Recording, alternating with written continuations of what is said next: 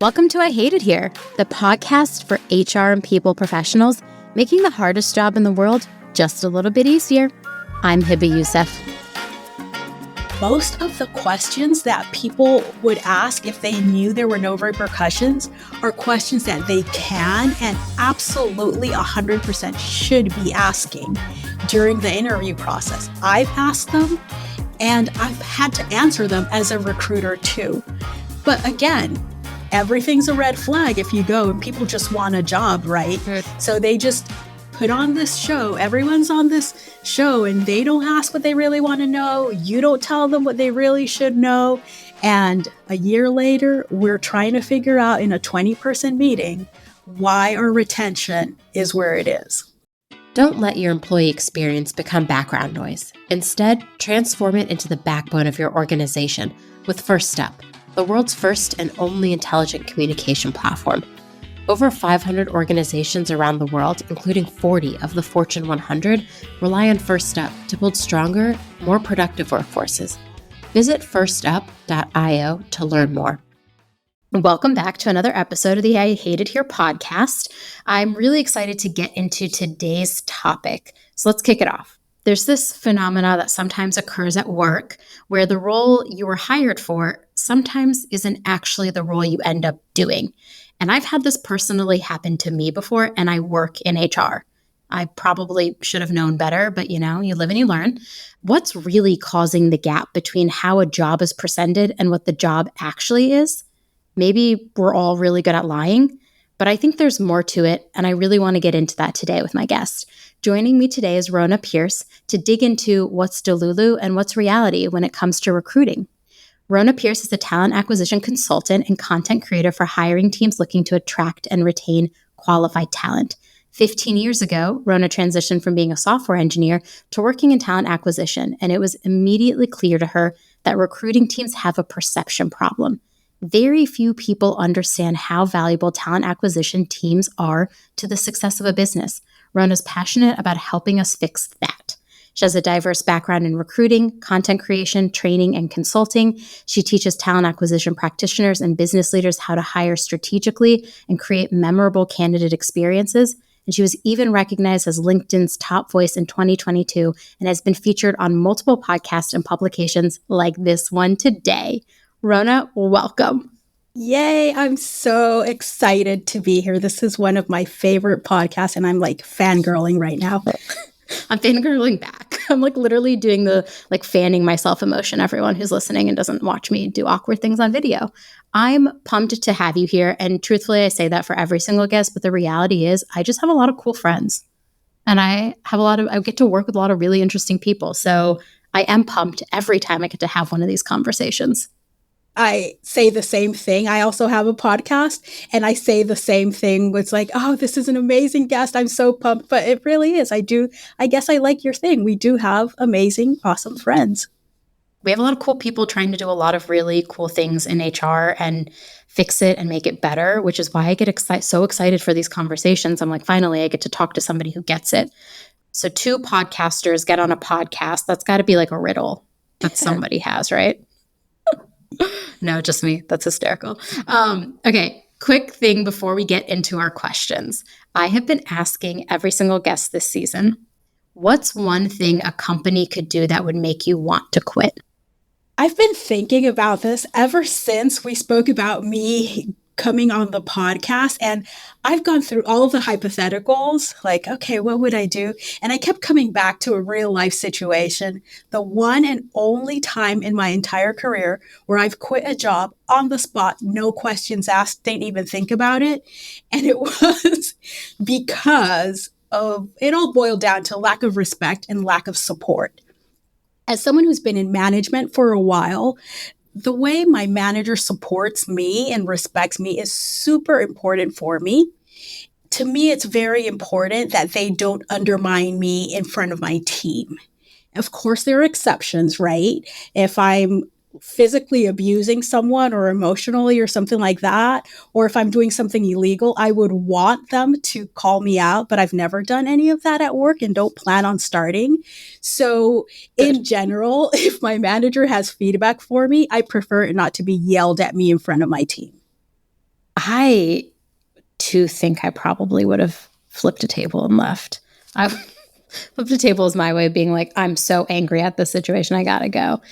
It's funny you mentioned respect. Someone a few weeks ago also mentioned that because I just feel like there's some people who are very disrespectful at work. Yes. And I don't know why. And in this particular situation, it had happened multiple times. And I was nice the first two times and like pulled him aside and told him, like, hey, this is not how I roll. Maybe let's not do it this way. And the third time, there was just something that clicked in my brain. And I was like, nope, I'm done. I'm absolutely done. What a freeing moment. I love that. Okay, well, today we're going to dig into a topic that I think potentially has a really big impact on retention, and that's the gap between the job you're sold and the job you actually do. And I'm pumped to have you here to talk about it because I think it's like more common than we all expect. So I want to start there. From what you've seen in your experience, how common is it that the role someone is hired for is vastly different from the role they end up doing? I think it's really common. I think it's a lot more common than what we think it is. And most of the time, I really think it's a lack of communication thing that happens. I don't think that most companies are set out to catfish their employees, but the things that they do actually end up making it so that that happens, right? So I do think it happens a lot, and it happens a lot more than what we talk about.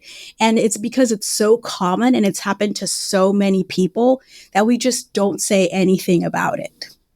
Yeah. I mean, I told you it's happened to me. I was hired to work on one thing and then I got there and was told a completely different directive and spent a year working on something that I wasn't even really good at, honestly. I was like, why did I take this job if this is like not even where I shine? You want me to do something else that you told me I was going to work? It was very bad. I was so unhappy. It was a sad year for me. We talked communication, or you mentioned communication, but what do you think the main reasons for that gap between job description and actual job duties? Like, how does that happen? I think, and this might be something not popular, that it really has to do with ego, right? So companies are so obsessed with getting more applicants, more candidates, more, right? That they put so much pressure on their recruiting teams to appeal to everyone. And the truth is, every job isn't for everyone, right? So the way that they talk about the job in the job description, in the interviews and everything is just this nice, we want everyone to love us. We want everyone to say yes thing that happens. And that's why people end up sugarcoating, glazing over the things that really need to be talked about that will help a candidate know if the job is really the job that they want to be doing. So I always think it really has to do with ego, and it comes from the top up, because as someone who's worked in recruiting, there have been many times where it's like, well, why are you saying that about the company? And I'm always thinking, isn't it true? I feel like a lot of the gap between the job description and actual job duties is like when you are swiping on a dating app and you're like, ooh, I think this person is going to be like, from the 5 pictures they've curated and the 3 prompts they've answered, which is essentially a job description, they're going to be my perfect match. And then you meet them in real life and you're like, wait, actually, this is not what this is about. And I think a lot of dating and a lot of recruiting is ego driven. We want to be wanted. At the end of the day, there's always a level of BS at every job, at every company. And I always try to focus and encourage anyone that I work with to put that out there. Because here's the thing, I'm there, I'm cool with that BS.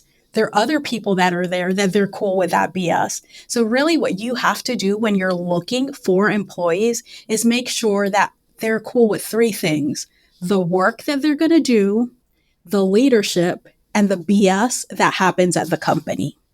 Yeah, but what about people who don't want to be honest about the BS? They're setting themselves up for failure. Companies have the most to lose when it comes to catfishing someone or like not painting the real picture, because at the end of the day, people are going to leave. Yep. And I've been focusing on that the entire season, this podcast season, and the content in the newsletter. And I've been really focusing on like why people quit, but I haven't really explored this angle of like maybe they were sold a lie.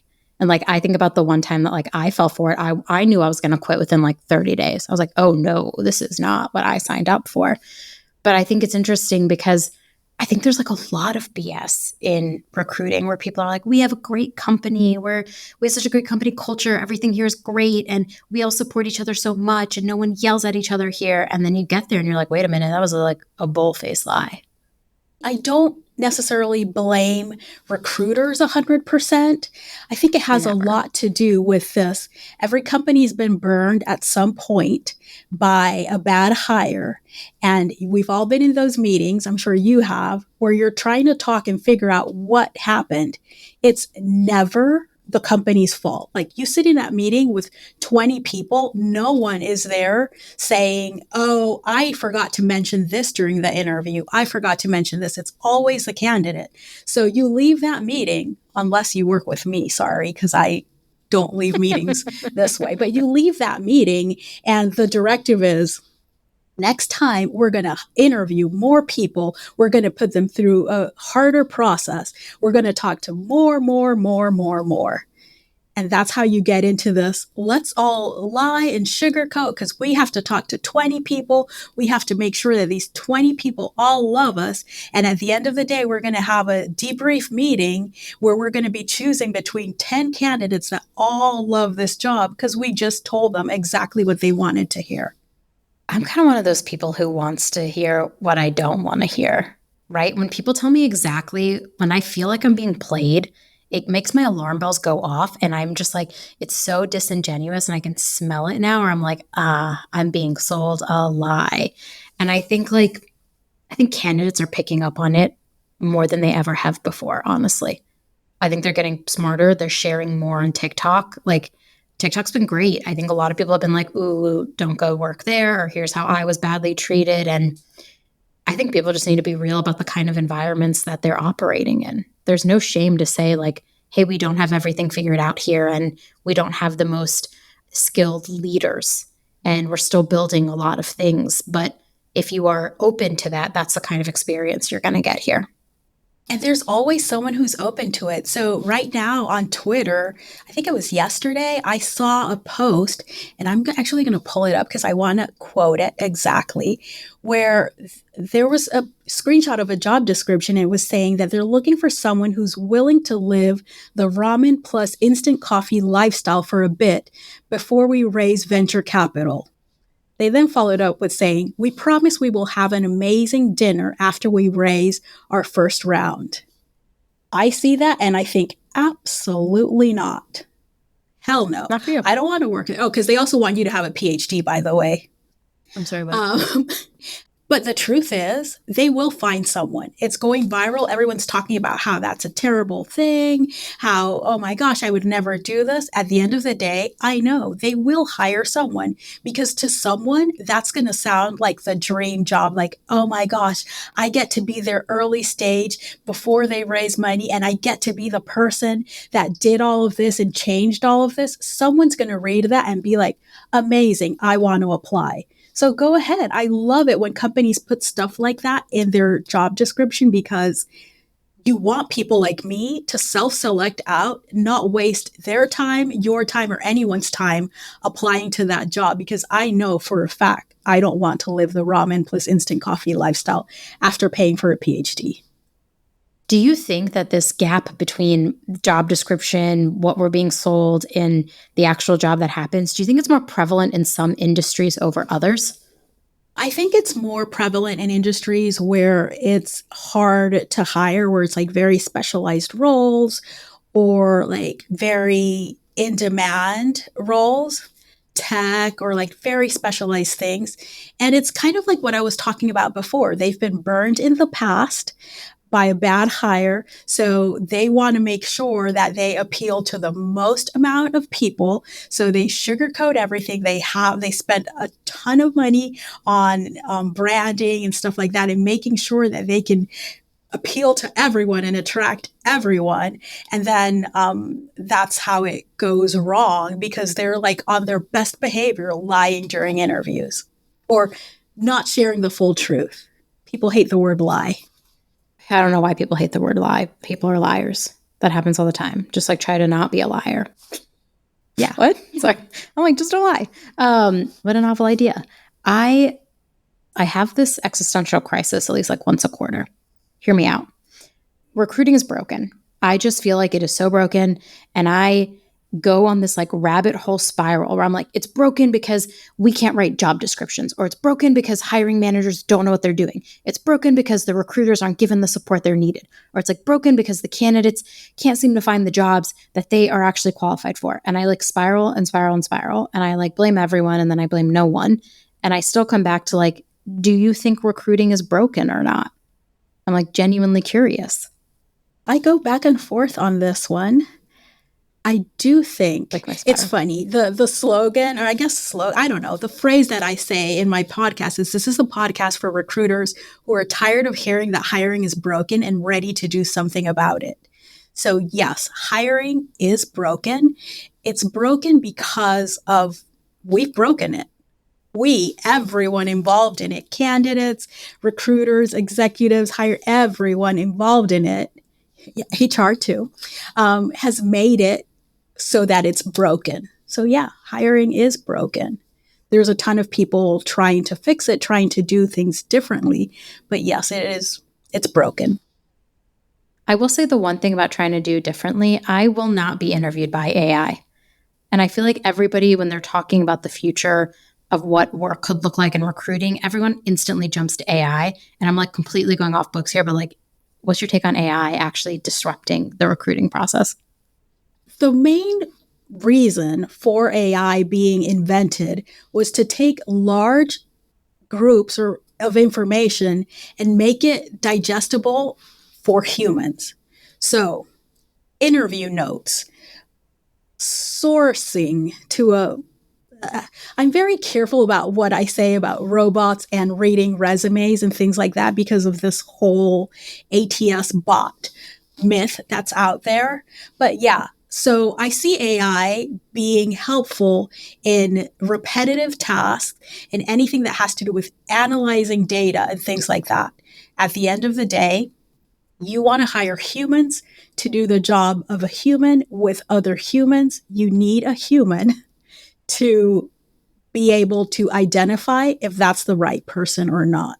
So as much as HR tech companies and some candidates, I have no clue why, want AI to take over, it's not going to happen. And if it happens, we're going to quickly revert back to, oh, wait, this blew up in our faces. Let's get some humans in here. I honestly, when people are like, are you worried AI will take your job? I'm like, try me.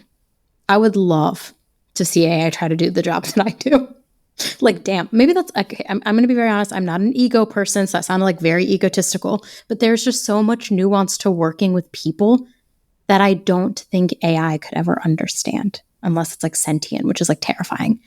Anyways, I could go on that rabbit hole forever. I don't want to because this is not a podcast about AI and I'm not actually qualified to talk about it. So go listen to any other AI podcast out there. Back to our Delulu job versus actual reality job. I want to talk a little bit about, you mentioned liars, like people don't like to be called liars, but is it possible that both the candidate and the employers are just really not honest during the interview process? I mean, it's what I think happens. So we've forced candidates to be liars and to lie during the interview process. And I could talk about that for hours, right? Just go on LinkedIn as a candidate. Imagine logging into LinkedIn. First thing you see, glasses, wrong. Hoodies, wrong. Everything is wrong. Everything that most recruiters are posting online is about what's a red flag to them. Everything on any given day is a red flag. So as a candidate, why would you not try to morph into whoever they want you to be? So we've created that little monster of candidates lying to us. Now, on our end, as a company, we're lying because we just want to get someone in the door. And we think that by painting this rosy picture, we're going to get someone in. And yes, we're going to get someone in. And this is my favorite phrase for me. It brings me a lot of joy, not so much to the hiring managers I work with. I always say, they will leave. Like, what do you mean? At-will employment is double-sided. We love to talk about at-will employment from our side as a company, but people can leave. People have choices. They will leave. So anytime a hiring manager or anyone's trying to give me all this like crazy, nice, rosy picture things that we have to paint, I always go back and go, they will leave. Yes, you will get someone in here fast. We will tell them everything. This is perfect. Actually, they should be paying us to work here, not the other way around. That's how great this is. When they figure out the truth, they're going to leave. Employees receive an average of 120 messages throughout their day. That can contribute to rising burnout and plummeting productivity. Cut that noise by up to 75% with First Step. First Step helps HR and communication teams deliver personalized communications at scale in a matter of minutes, so that everyone, from your knowledge workers to your frontline workers, have the resources they need right at their fingertips. It's time to put your employees first. Visit firststep.io to learn more.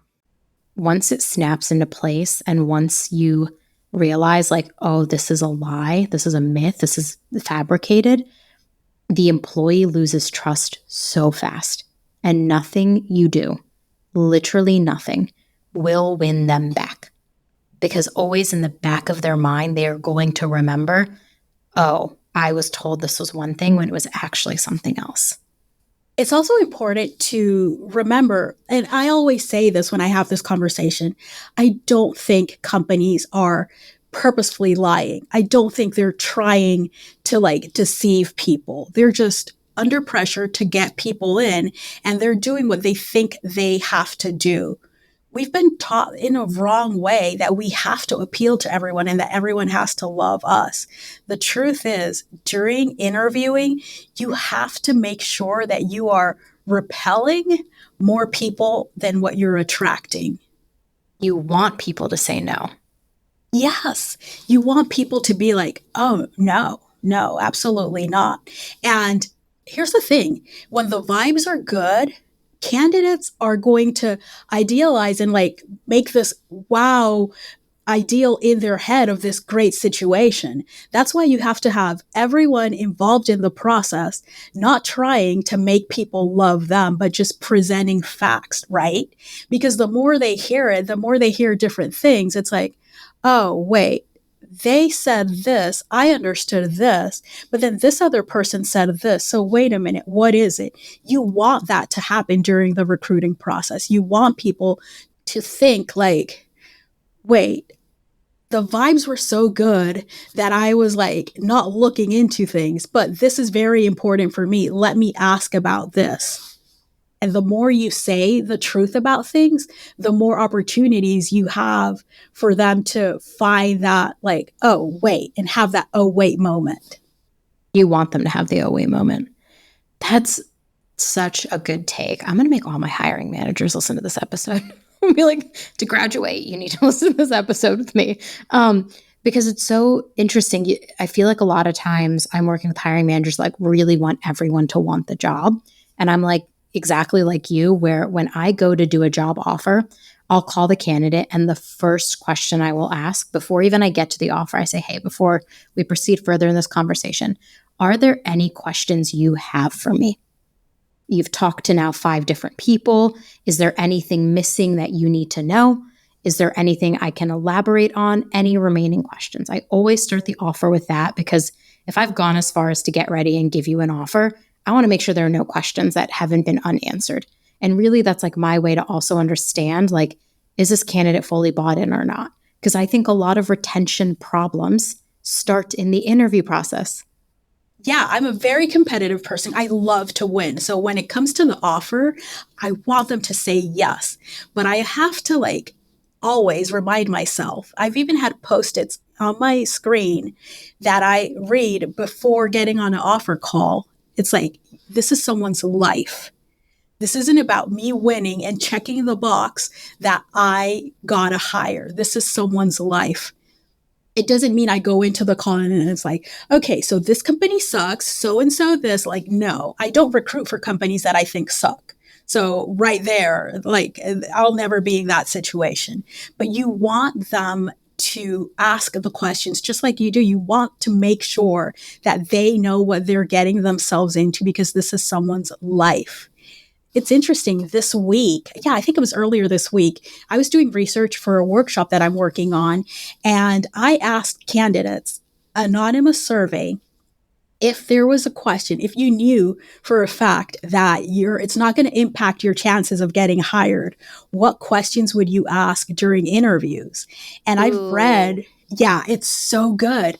And I've read 100% anonymous. I've read some of the answers, and honestly, most of the questions that people would ask if they knew there were no repercussions are questions that they can and absolutely 100% should be asking during the interview process. I've asked them and I've had to answer them as a recruiter too.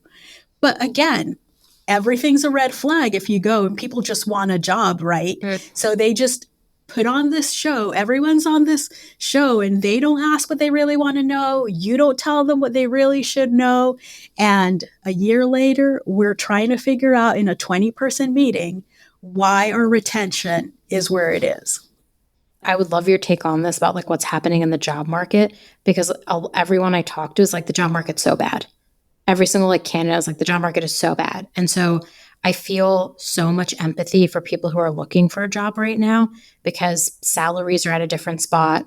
Companies have I went to 3 of my favorite companies just to look to see what they were hiring for, because I have like a friend who's looking, and they had no open roles.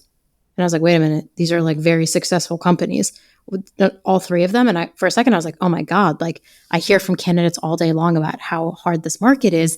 And actually, I really do see it and I empathize with them. And so when candidates are put in this type of position in this type of market, and I feel like they are afraid to ask, it just makes me really sad, honestly. Like, I wish it was not like this all the time. And I know like my words only go so far, but I feel that very deeply. It's very sad. It's for me, like I told you, when I was reading those questions that people, I'm like, wait, this is something that you can and should ask. But I also understand the market and how some of us that are on the side of hiring think.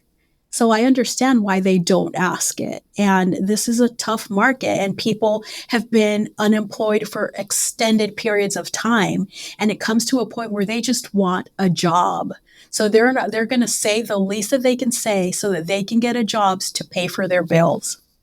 Ugh, that should be another podcast episode. I'm so angry at the state of the world right now that I feel like I should not comment on it because I might say something really unhinged, which I've been known to do on this podcast. So if you're listening and you're really looking for my unhinged take about the job market right now, it's not appropriate. It's not the right time. It's been a rough week for me. That makes me so sad. Was there any question that like really stood out to you that appeared multiple times that you were like, oh my God, so many people want to know this question, want to ask this question? I think the main theme was around things like the culture, but like the real culture, like how many people of color are in leadership, how many people of color got promoted, how many women, like that type of thing is 100% valid. You should be asking it. Actually, you shouldn't even have to ask it. That should be out there. That should be on their careers page. That should be on their website. That should be everywhere. But we know why it's not out there. Because they don't want to tell you. They don't want to tell you the truth. They don't want to tell you the truth. They don't want the optics to look worse than they already are. I have a friend who's interviewing and she said that she was talking to this company and they had been around for like 10-ish years, maybe, I think 15. And they didn't have a single person of color in a leadership position. And they had one of their values was we're a family. And she was like, hard stop now. I will not work here.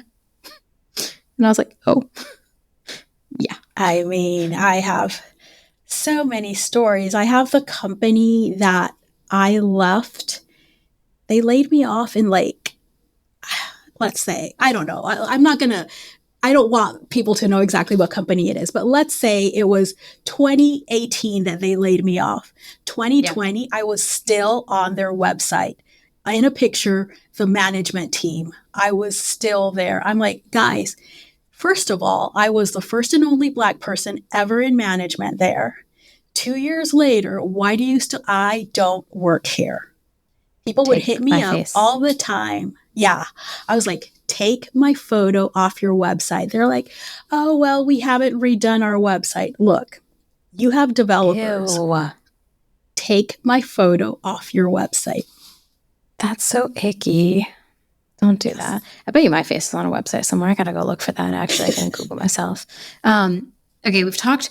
I feel like we've covered a lot about like this gap, why this gap exists, the consequences, like retention is going to suffer, employees are going to leave, satisfaction will be low.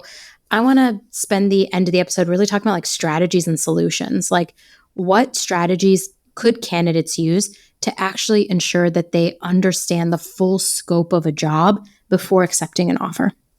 For candidates, it's really important for them to know the criteria, know what's important to them. Just like companies have scorecards, I have my own scorecard.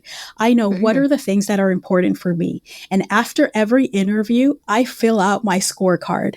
And if there was something that I wasn't able to ask or I didn't touch or like I wasn't able to evaluate a certain criteria, the next interview I'm asking, or in a follow-up email, I'm asking about it. So you have to know what's important for you. You have to keep it top of mind and you have to consciously evaluate it. That's the only way that you're going to really figure out the things that are important for you by asking the questions. What's on your scorecard? There's a lot on my scorecard, but I have things that are like non-negotiables, 100% important, more than one Black woman. Like I do leadership roles, there has to be more than one Black woman in leadership. There just absolutely has to be. I'm sorry. There's just things that I evaluate kind of like I go and see everyone's LinkedIn. I look at everyone and see, how long they've been there. Who do we have in common that I can be like, hey, do you know if this person likes their job? Type of thing. I like when companies back channel candidates and then get surprised when candidates back channel them. I'm like, what do you mean? I'm 100% against back channel references from the company side, but from the candidate side, go for it. From the company side, I always say you should not trust those because that is one person who encountered them. And I'm not going to even touch on the bias that comes with you trying to back channel somebody. And like, you don't know what the environment was. You don't know what they did to them. You don't know if they set them up for success. You don't know if there's like a lot of obstacles, under-resourced, all these things. But I will 100% support someone reaching out to a friend and be like, what's really going on here? I'm like, get the tea. With back channel references, anytime a hiring manager has come to me with one, I'm like, so you don't trust me and our process and you don't even trust yourself? And it's always like, no. It's like, well, because this is, again, one situation, one person. We don't even know what was happening there. So don't bring this information to me. I would love for you to be my recruiter someday, honestly, just to teach me all the things that you do, because that is bold. I'm going to start saying things like, well, you don't trust my ability to assess a candidate and their capabilities? You felt the need to go ask someone else? Just say it with a smile. It usually goes down well. Yeah, but I'm too snarky for that. Every time I smile, people are like, oh no, what's happening? I'm like, yeah, that's the way to think about me smiling. Something must be wrong if she's smiling at me. I'm like, okay, one last thing. What's like another thing on your scorecard? And then I will let you off the hook on your personal scorecard. Something else on my scorecard is really, do they pay fairly? That's important to me because that means so much. And other things like performance management, like, are people getting promoted? What's the career path? Do they have a plan for that? Those things are important for me. I love asking, like, what's your pay philosophy? Like, how did you determine the pay for this role? And people will be like, what? And I'll be like, talk me through the criteria when you set this pay band. I also probably just really shouldn't interview places because I just ask some very foul questions. I ask some really intense ones. My favorite question to ask to CEOs during the final interview is, what's your retention look like? I Love that question. Also, I'm so foul because the first thing that popped into my head when you said my favorite thing to ask CEOs, and I thought about my favorite thing to ask them. And I sometimes like asking, what would someone say behind your back about you? Which people are just Love like, that one. what? Why would you ask this question? And I'm like, because all of us know what people would say about us behind our back. We've at least thought about it, right? And if you're the CEO, like a lot of people are probably talking about you. So you should figure out what they're saying. That's all I'm saying. Maybe that's a little too spicy. I would not add it. I would not say everyone add it, but like there's that. Okay, more on strategies. How can employers, so we have a lot of recruiters who listen, a lot of HR people, how can employers ensure that they are being transparent about the job expectations during recruiting? So focus on your differentiators. Get in that mindset of you don't want people to love you. You want the right people to love you and working there. Focus on the things that make you different. How are your employees talking about your company? What's your mission and vision and like your goals? And how does that tie in to this role and what this person in this role is going to do? And the most crucial one to evaluate is what behaviors do you reward at your company? Because that's your culture. It's not what's on your flyer. It's not what anyone else says in marketing or whatever. The behaviors that you reward are your culture. So look at all the people that just got promoted. How do they behave? Who are they? How do they act? They got rewarded because they got promoted. That's the reality of what it's like to work at your company. That should inform every conversation with candidates, every job posting, everything you do when you talk about your company. Dang. What behaviors are you rewarding? I think about that all the time because I've like worked places where I've seen people get promoted that literally everyone hated. Where like the promotion email went out and everyone was like, whoa, I hate that person. And it was like the talk of the town, because I'm on my big Bridgerton kick. I've rewatched part 1 already 3 times. Part 2 comes out soon. But the talk of the town was that everyone hated the person who got promoted. And I kept coming back to that over and over and over again because I was like, something is wrong with our process if somebody who nobody likes working with got promoted. If the common theme was that person's a jerk and they got a promotion, we as HR have actually failed, honestly. It's not a good look because then that person's not even aligned with their values. Back to like what you said, like the behaviors you are rewarding talks a lot about your culture more than anything else. Okay, so my last question, because I've like grilled you today and I've gotten a lot of really good nuggets actually from my own internal recruiting process. So I can't wait to like go back and do some of these things that you and I have talked about. But let's talk a little bit about communication. It's like at the core of all of this. Miscommunications happen all the time. Candidates don't understand job expectations, all of that. But what role should ongoing communication and feedback play in really aligning the job expectations with reality? I mean, it's crucial. It's the most important piece of it.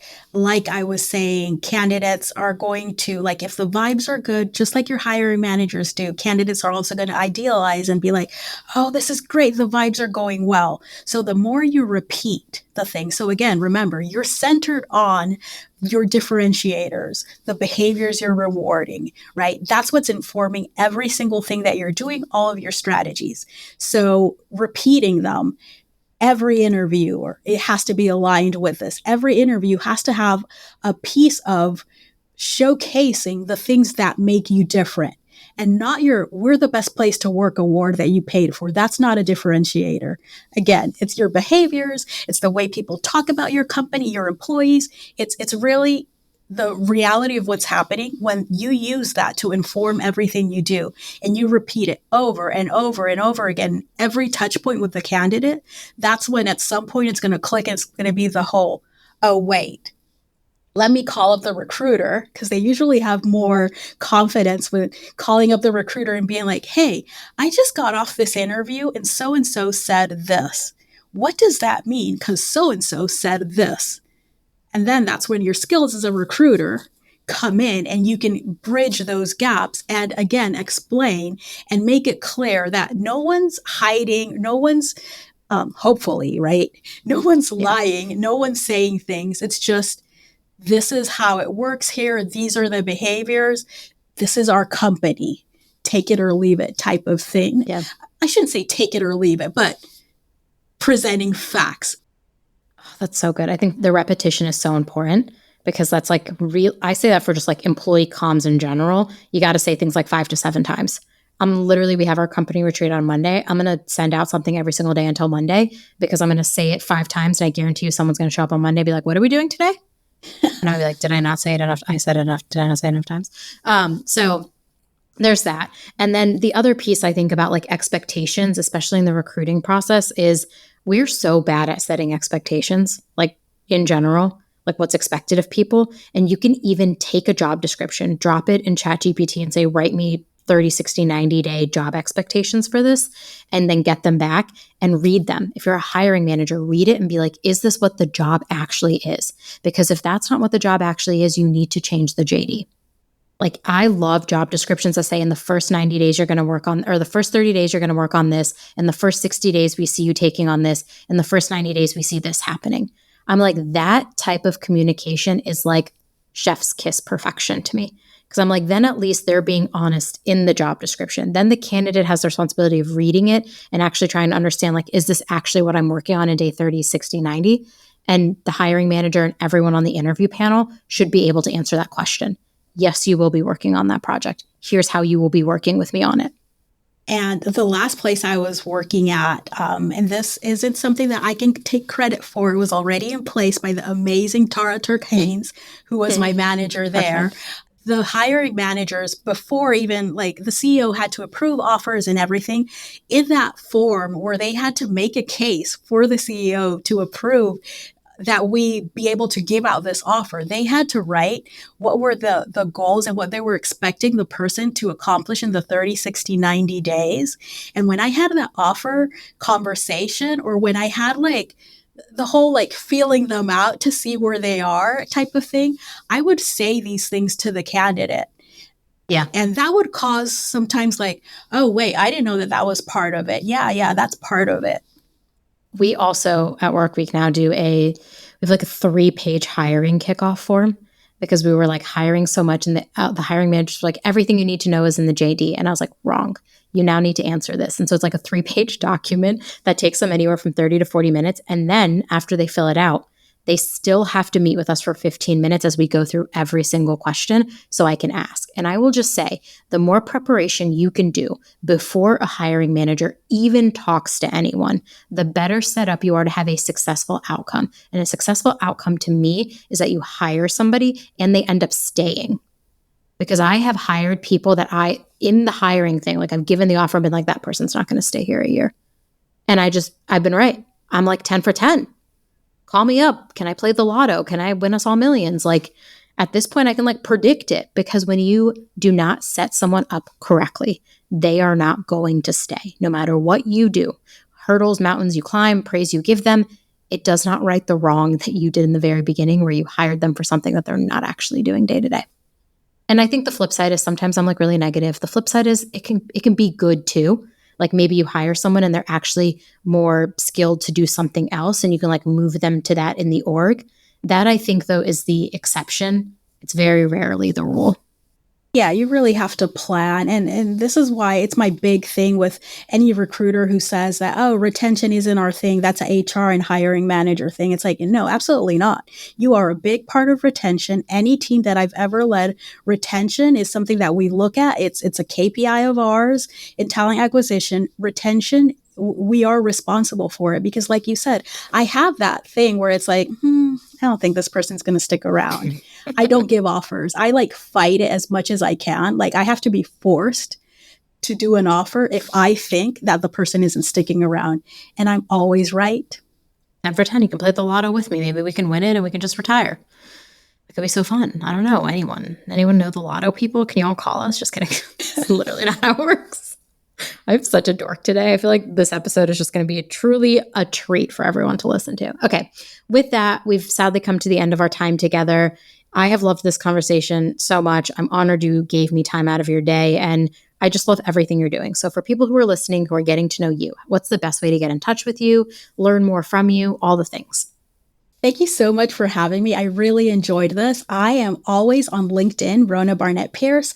I have a newsletter. I send it out every Wednesday. It's practical strategies to help you attract, retain, and engage qualified talent. RhonaPierce.com. That's where you'll find it. You can sign up for the newsletter right there at the top of the homepage. Then I also have a podcast called Throw Out the Playbook. You can find it wherever you get your audio. Amazing. Thank you so much for joining me today. Thanks for having me. Thanks for tuning in. Keep up with all the latest HR resources by subscribing on Apple, Spotify, Google, or wherever you listen. And if you love I Hate It Here, tell an HR friend. I'll see you next time.